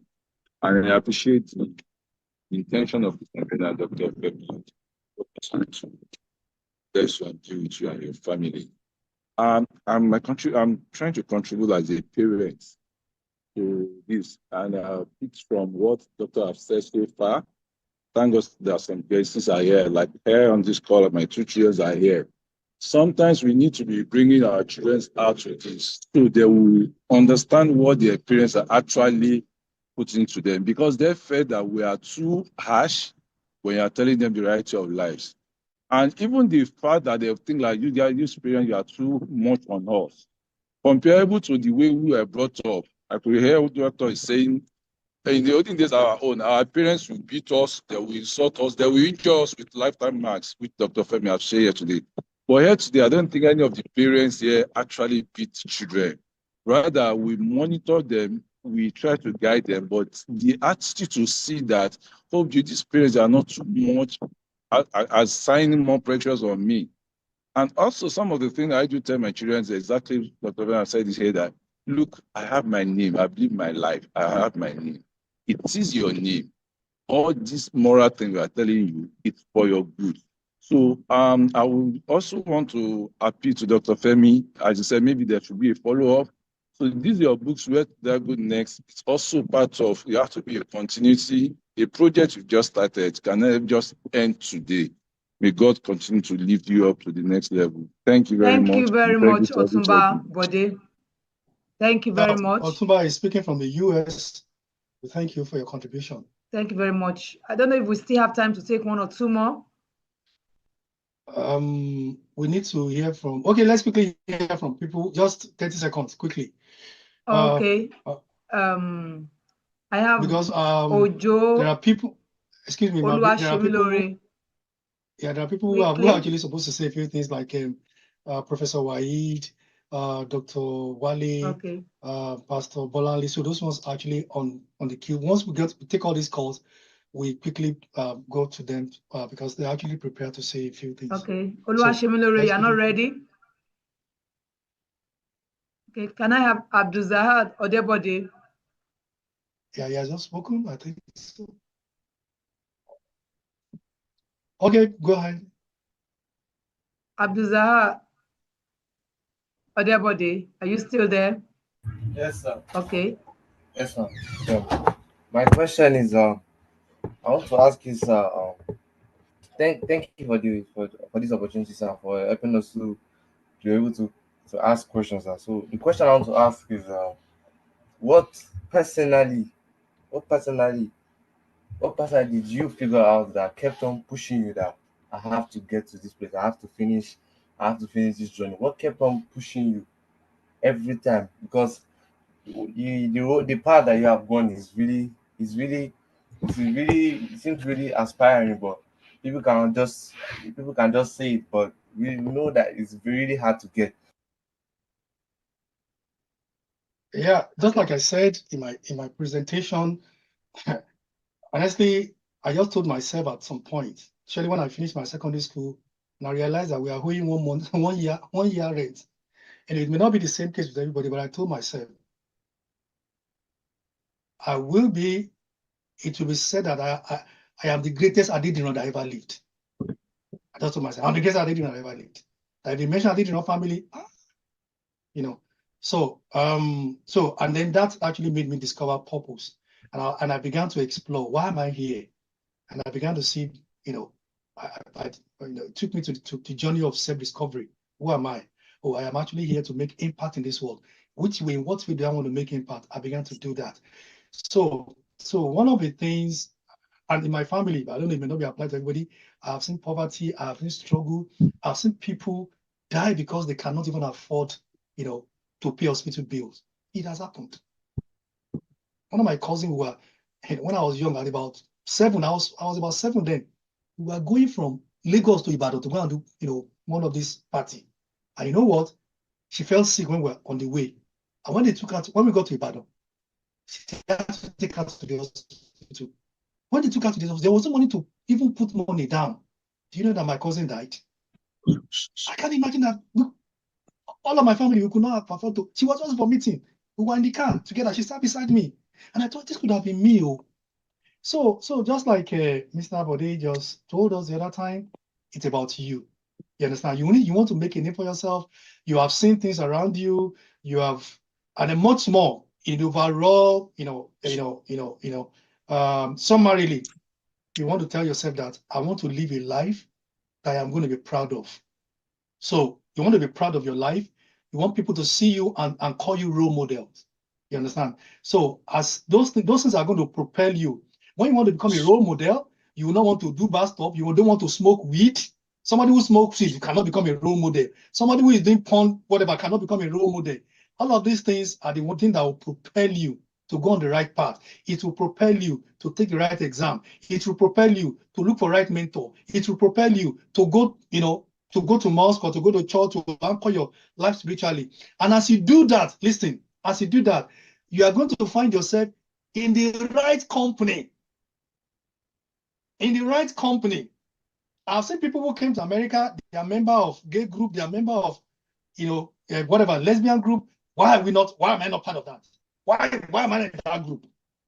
It's just because I have chosen a path by purpose. You choose your path by purpose. Like I said, find who you are. Now, that's where you're going to be able to discover your purpose, and your purpose will lead you to what I call your life curriculum. I said after school is education. Are you getting me now? So it's going to lead you. What do I do with my life right now? You will know, because your parents cannot tell you what to do with your life. That's the truth. It's going to take you to find out. They can guide you. They can counsel you. And parents be there for your children. Talk about it. You can give them some high-level mentorship guidance. Are you getting me now? On how to do some things. But at the end of the day, the final decision about what you do or you not do with your life still lies with you. So find purpose. And that book, like I said, that book I'm going to send out to everybody. Honestly, will give you practical ways, things that will motivate you to find your path in life very easily. Yeah, let's quickly take other questions.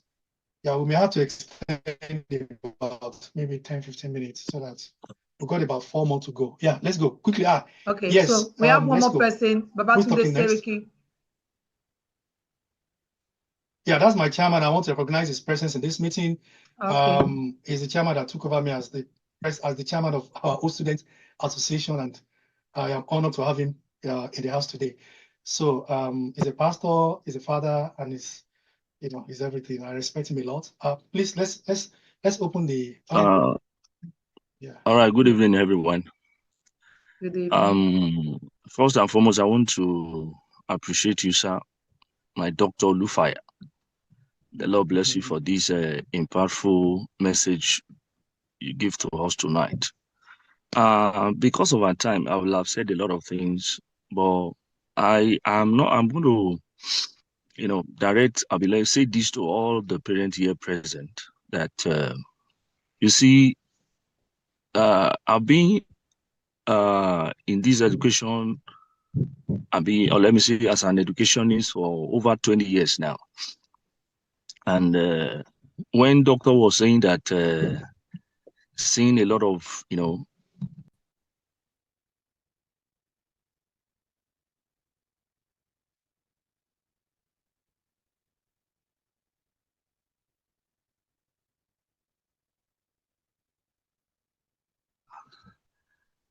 come and see many of us, working in schools and a lot of things that we are facing with these young adults, or let me say teenagers. I just want to push this to all parents here, or probably, let us, like, there's a slogan in security or with the force. They say when you see something, you say something. When you see a child being moody, not talking in class, not doing this, or, behaving irrationally, at least let us all be a minister. Let's be ministering to this life, the life of these children, one way or the other. Let's be a minister to their life. Let's minister one or two things on a daily basis. Just take it as a call to serve. Because in this area, in fact, I actually told like when somebody was telling a doctor that we need to force them, that's just the truth. We need to force students do this, do that. Thank God I saw many of my students here present tonight, and I'm very sure those present, they are the ones that when you tell them a thing, they just listen. They don't even. What I just told them, I want all of you to attend the program, and I've seen about 2 or 3 or 4 or 5 of them. Then I know that truly they are going to places. So what I'm saying is, as a parent here, please let us, do the work of a minister, ministry to the life of these young ones. Anything you see, let us. You see a child misbehaving or just, call their attention. In my school, we beat a lot. But at times they just see me leaving all of them. They will like, this man is not beating us today. Why? But later I will let them know the reason why I'm not beating today. So what I'm saying is, please, let's minister to their life on a daily basis. Let's take it as a call. Another thing is, which our doctor have said, is about God factor. The word of God says, except the Lord build the house, except the Lord build the house, the laborers are working in vain. Is God. Make sure you are right standing with God. That is what is called righteousness.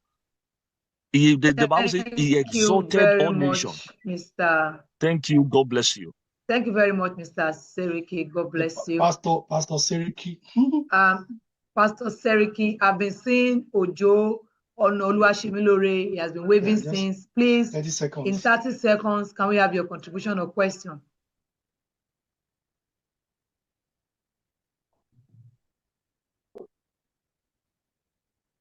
Oluwashimilore. Okay.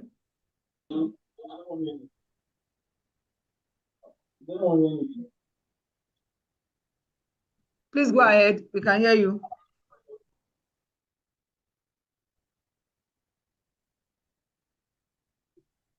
Okay, I don't think. Let's move on to other people quickly. Okay. So that we can take Dr. Wale now. Okay.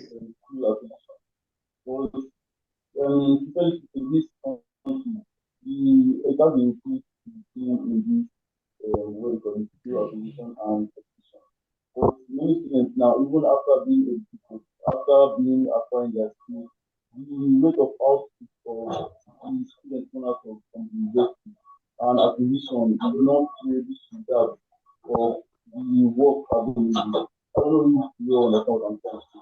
But even if they are ability, getting them is another problem for them, making them not align with the fact that school is a major field of them to take to and acquisition, making them to I don't think we're able to hear you properly. You may want to put your question on the chat board. We'll take a look at that later. Let's quickly take other people that may want to. I see Mrs. Ezekiel from Elia Comfort in the house. You're welcome. Can we take Ibukun, please? Mr. Ibukun. Oladumoye Ibukun. And thereafter, please, I'll be calling on Dr. Akinleye and then Pastor Mrs. Comfort, and then finally we'll be taking Professor Wahid. Yeah, please, Ibukun, please, can you go ahead? Okay. Firstly, I would like to appreciate you for this kind of initiative you've bring. It's very, very edifying. I would say to me, it's like a refinement or like a callback to how I've lived my life and how I've been able to build myself. Because in that way, when you finish secondary school, you didn't know what to do, and like you were convinced that before you had what to do every day, you had a curriculum to follow every day. But after you finish secondary school, you didn't know what to do, and started like rumbling, you have to do something else. So I remember everything I've done before to help myself get better, and I'm very, very grateful for this experience. But I have a few words to the parents and to the children who just finished secondary school, but very, very brief. The first thing I would like to say to the parents is that parents should always make sure that they make their children understand that they are loved. Now, a lot of what I see in this generation is that a lot of students, young child just finishing from secondary school tends to find love where love is not supposed to be found. That they go to where they find love where people are. Where people are only interested in their panties. They find love where people are only interested that. They go to find love where things would kill them, or they go to find love where they're not supposed to find love. So no, at a very young age, let me use this instance. Very young age, parents when they give birth to their parents, when parents give birth to their children, majority of them they leave them to like the caretaker and some other stuff, but they don't like make these children feel that love from the very very young state of their life. So this thing is has been affecting, is a background that we should always like try to look into. A lot of children like they just go to look for love where they're supposed to look for love, and it's really really affecting them because majority of these people are emotionally, so they always feel like they want to be loved. But if they don't get the right love, so they go to them to find love when they're not supposed to find love, and they're jeopardizing their future. Another thing I want to say is that we should always make these children understand the spirit of responsibility. That not let's make them think that they can get things easily, that they can just make things that when they want to get in, they will get it easily. It make them to understand that like put them to tasks that will challenge them and make them understand that responsibility is part of life, and they should always what take it seriously. And something I will say to the parents that parents should always conscious of whatever their children are doing. I heard something one time that a Thank parent you let you know very that. much. Wow. All right. Thank you very much, Mr. Olajumoye Ibukun. All right. We're very sorry just about time, and I know that No We we're problem. No got pushing our problem. time. all your No. points. Thank you very much. All right. Can we do Dr. Dr. Akinwale now? Akinwale, please.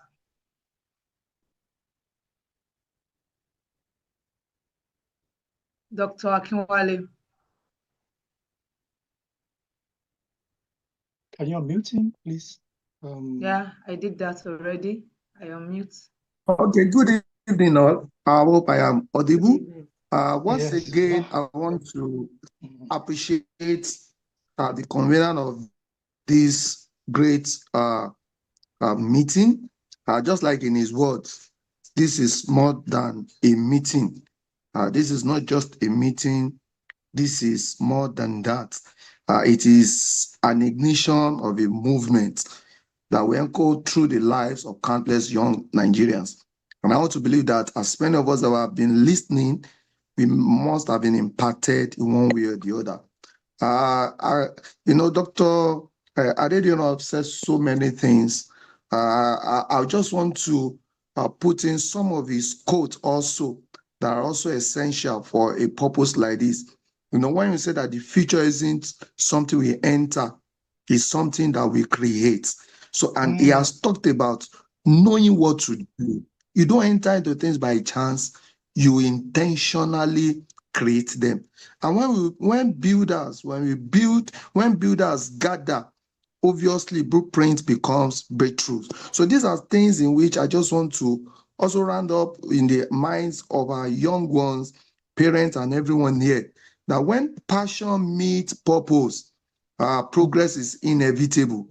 The future only belongs to those who believe in the beauty of their dreams. So if we have a dream, if we have a focus, do not be discouraged. Adhere to it, move with it, and keep moving until you achieve that.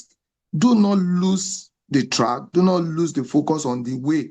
Ensure that you get to where you will be, your desires will come to pass. So I want to say thank you again for having time to meet with us. We are by this meeting, we've reached Thank you champions, very much, and we are Dr. done. Akinwale. Yeah, God bless you, ma. Can we have Pastor Bolanle Ojo, please? Very, very quickly.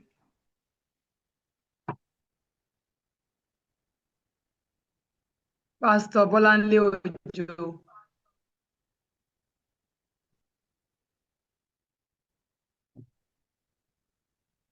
Okay, she's not ready.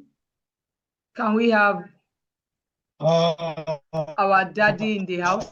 I think he's here. Let me just hold on. I think okay. I just submitted her. Are you able to talk, ma'am?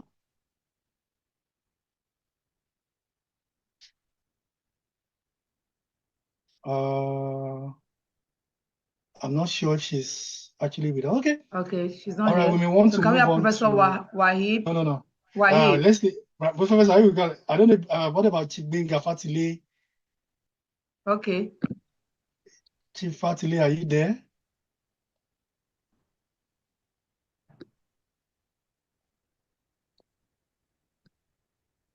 Okay, Chief Mrs. Fatile, Olawale, are you? I think Mrs. Olawale is ready to say something now. Hey, Yeah, good evening, everyone. Yeah, she said. Yeah, good Yeah, evening, good ma'am. evening, ma'am. Yeah, before she Yes, talks, Mrs. ma'am. Olawale is a director of education, and then she wants to say something to us. Yeah, she's also a pastor. Yeah. Good evening, everyone. Good evening, ma'am. It's a privilege to be here. I want to appreciate the host and the co-hosts for organizing this laudable program. I want to first address the parents and give a piece of advice that we are gradually losing it, especially the mothers, as we indulge our children in so many illegal things, and we keep celebrating what should not be celebrated.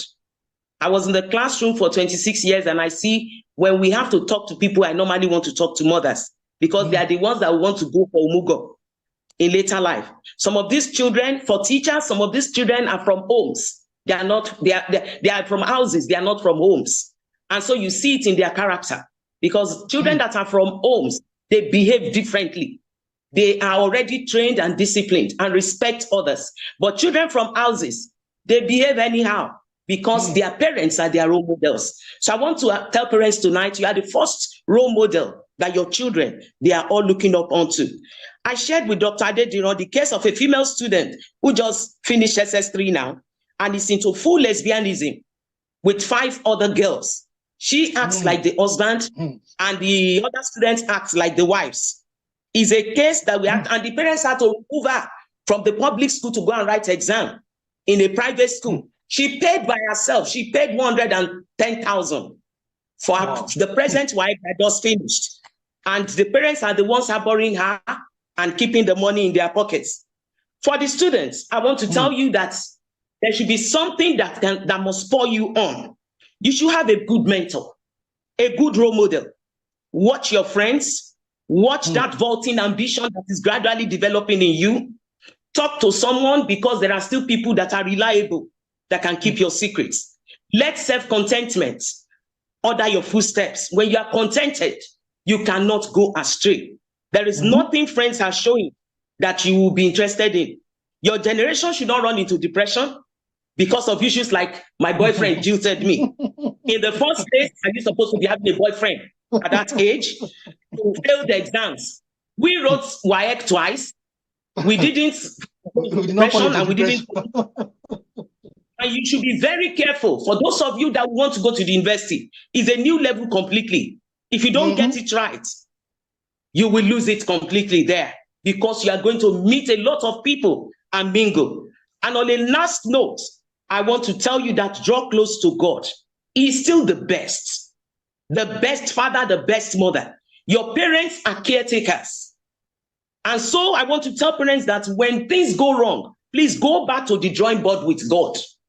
He is the one that is the architect of their destinies, and he will be able to order their footsteps according to Proverbs 3:5-6. He says, trust in the Lord and lean not on your own understanding. In all your ways acknowledge him, and he will direct your path. I wish you all the best, and I still say thank you to the host and the co-hosts. God bless you in Jesus' name.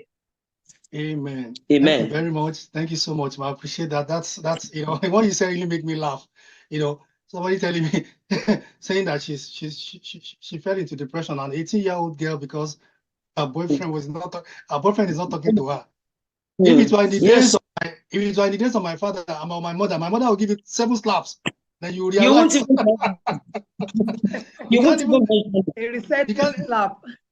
can't even announce that you. Who born you where you're talking about boyfriend at what age, man? You're talking about who? Where did you find it? Anyway, we pray that this generation will be delivered, completely delivered. Amen. I can see in the house, Dr. Okelano is joining us from is it Alberta, Canada. And we want to appreciate they are the people that are cheering me on. Guy, you can do this. Femi, go ahead and do this. And I want to say thank you so much for coming. We appreciate it. I don't know if he wants to drop a word. I know if he drops a word, all the Gen Z, they will run away because it's going to give them blala. He's a lecturer. So anyway, we have Dr. Claire in the house. Honestly, I would appreciate if we can say one or two things to us before we actually get out of this call. I still want to call Professor Waid. I'm coming back to you, but I would so much appreciate if we can hear from Dr. Okelano all the way from Canada. Can we hear from you, sir? Mr. Tim, are you able to unmute him? Okay, I think I can do that from here.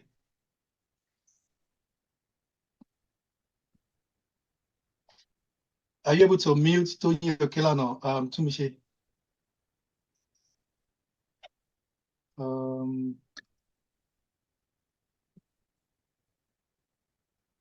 Are you there, sir? Mr. Atmi, can you unmute Dr. Okelano? Tumishi, are you able to unmute him? Have you unmuted him? Please unmute him. Yes, he has done that. Oh, okay, cool. Dr. Ken, are you there? He's probably using the other leg to just, I know it might just be engaged somewhere else. But anyway, I also want to say that the recording of this meeting will be sent as a link to, everybody. You may want to listen to this, or you may want to give it to your children after now. If Dr. Kleiner comes back, he could just signify. And I'd really like to hear from him. Yeah, so at this point, I want to actually take on Professor Waheed, all the way from, just like Madame Azaili said, Professor Waheed is actually a Korean member and Department of Mechanical Engineering, Federal University of Agriculture, Abeokuta. I've actually, spoken with him, and I really hope that after now we're going to be having further collaboration on things like this. He's also one of the people who had actually encouraged me for this event. Can we, Mrs. Adediran, can you mute yourself? Professor Waheed, so he can actually make his yes, I think I am already unmuted. Oh, okay, sir. Please go ahead. Good evening. Good evening, sir. everyone. Good evening, Let me just start by appreciating Dr. Femi Adediran. This is just a very exciting meeting. The message is so deep for our youths, and not just for our youth alone, also for the parents. So I really want to appreciate you and say God bless you for this initiative. We need more of this. We want to actually spread the message, because what is happening today in Nigeria and also in the world is so concerning. It's so disturbing because of, I work in university, and I like the last speaker, what she said concerning way people are behaving, students or pupils are behaving these days. It's so disturbing. And that is why this kind of initiative is so welcome. I want to thank you so much for initiative. And let me just talk to the parents foremost. Well, I think the problem we have these days is that the parents are no longer really thinking, or maybe they are overwhelmed with what is happening in our society. They are disturbed, and they don't care what's happening around them, what their children are doing, and that's not too good. So the parents should actually wake up and try to really chart the path of this, direct the path of this of their children. It's very, very important. If you look at how a society is made up of family and community. Mm-hmm. So you look at yourself. If your family is actually not standing well, you will be a weak link in that community that will actually may affect the community. And that's not too good. So many violence going on in our world today is not too good. It's probably because of the fact that the family system is breaking down. The speakers said a lot on that, and I just hope the few parents who are here today will also help us to spread the message around. We need to really regain our society once again. And to the children, to the youth who are here, I want to congratulate you. The motto of my university in Germany is "Future starts from us." So your tomorrow starts today. You have graduated, you have finished your secondary school. Beautiful. What comes next? And that is the message being conveyed through this meeting. What next? And you have been told so many things. And all what you have been told, I will just say foremost, please, the youth, our participants today, not just the youth alone, even the parents, should please go and listen to this message once again. We need to listen to it, digest everything, understand, and see how you can bring something concrete that you can apply to your life. Our tomorrow is important. Do you want to live wretched? Do you want to live poor? Do you want to live just or make money by any means? So we have to ask ourselves some question, and then from there come up with what should be the right path that we should take.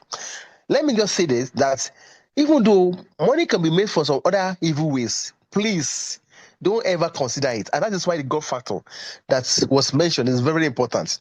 Many of us, you may not know today, the future, this life is spiritual, and the future is so delicate without God. I can tell you from my experience that if you miss God, if you don't have God in your life, you are in for terrible danger, serious problem. It's not to fear, to scare anybody, but to warn us. And to be forewarned is to be forearmed. So please, let us really get that fact granted that I need God. And it's better for you to know that God at the date of your youth, right now, to know that God and grow with that God. So that's number one. Then, if you know God, the issue of character will not be a problem. Character is very, very important as well. You need that character. And once you know the character, of course, you cannot think of other thing. Oh, yes, my tomorrow, what do I want to be tomorrow? I do want to be second citizen in my country. I don't want to be a follower. I want to be a leader. I want to congratulate all of us here today because I could see among us, we're going to have people who are going to be leaders in this country, in Nigeria, or anywhere you go, you'll be shining lights. But to do that, you need to actually foremost start to think of what you need. There are some attributes that you need to have in your life to make you leader. And that's attributes you need to work, acquire them now. Some of them have mentioned education. Please don't take education for granted. Unfortunately, today, we have people even coming to university that, look, they don't know why they're in university. I always tell them, look, if your parents are sending you to university, or maybe they are sponsoring you, or even yourself, you are struggling to sponsor yourself, and you don't really give what it takes, then you are ruining your tomorrow. So please, let's know that education is very, very important. And there's this proverb that my mom always used to say when she was alive, that the food you will eat in your dinner, you don't steal it. Let me say it in Yoruba. I don't know, maybe somebody can help me to interpret it better. Something like that. So you don't steal the food you will eat in dinner, because if you steal it, maybe my parents said, okay, this is what I'm going to take in dinner, and they give that food to you around 4 p.m. and you steal it around 5. By the time you want to eat, the food is not there. You discover you live hungry in the night. So that simply means that this is your useful time. You need to really use that period to work towards what will make you somebody tomorrow. So all the necessary skill you need, education, the hard skill you are told, the soft skill you are told, we can't expand everything now. You need to actually acquire them. That is what will make you. And also financial education. It was mentioned. I'm happy the host, Dr. Adediran, mentioned that. You also need to understand financial education. If you don't understand it, then, and with all this thing with God, the sky is the beginning for you. So I just want to congratulate us for this, and I want us to actually work and actually work on this and make sure we practicalize this, apply it. Please never join any bad group. It will never help you. So many bad things here that people are doing to make money. Look, it's the joy may just be temporary. So do something that is lasting, that you can also use to impact other people, and that will make you a great leader. That is not questionable. Thank you. So that's just my first something much. for now. Thank you very much. I want to call on Dr. Toyin Okelano once again. I don't know if he's available now. Okay. It's not there. He's not there right now. Okay. So I think at this point, we want to round up. I want to say very big thanks to everyone who have joined, and I'm giving Reverend Peter Ademotion the microphone now. Please round up for us our big grandpa Gen Z. Thank you, everybody. Thank you, Professor Waheed, and everybody who have been resourceful on this platform today. Thank you, Mr. Agbola, Engineer Agbola. Thank you, everybody. Thank you, Mrs. Adediran. You've been most Reverend awesome. Ademotion. Yeah, the man in the house is still speaking. I don't want to be disciplined. All right, I just want to say. But Daddy Ademotion is speaking from UK, United Kingdom, and it's people, we got people from Canada, from US, from UK, from Nigeria. We are blessed today. Yeah, thank you very much. It has been a very wonderful time. I felt, how did I miss the last one? Because I don't know what really happened. I was not really carried along properly. But this program is already on about 5 televisions, on 3 good radios worldwide, and it's well recorded on Facebook, YouTube, and on our app. I will relate the program before the end of the week. I will try to relay it twice on the air again here from UK. I will tell Femi when we will do that for the benefits of those who missed the early part. And we have the recorded something. I've sent something to Femi, Dr. Femi Adediran, probably to share with people. The link is already there. Thank you so much, Femi Adediran. He is my facilitator on another program every Saturday, 8 a.m. We call it The Switch. Let me use this opportunity to invite anybody. Unfortunately, ladies are final. They'll be fine. I think the next one is final Saturday. Yes. For yes, the the third last section. We still have one section before the end of the year. Every year we used to draw him into the house, pin him down, get knowledge from him. And I want to say this is really a well that you can draw from. Thank God for you. Well, for all of us, I know we are in another season at all. It is a season of transition. My children, or let me say my grandchildren, Camilicious, I know you are hearing me. Catherine, Ajibike, and my brain, Ayabanke. Don't rush, don't fear, don't envy anybody.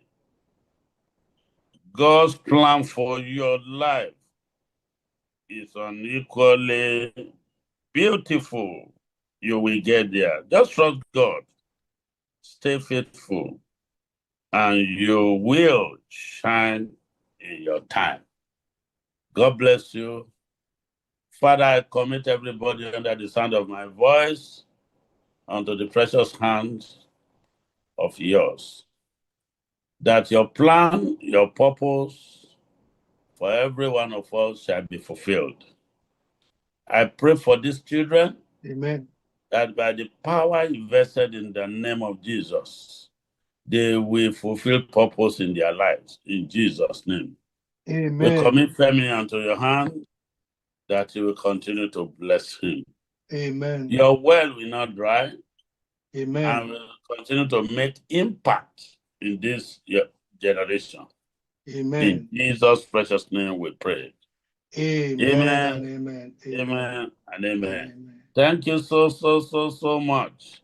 Thank and you, God everybody. bless you. Sorry, I have to cut off. Another program is starting straight on our studio. All right. Thank you very much, everybody.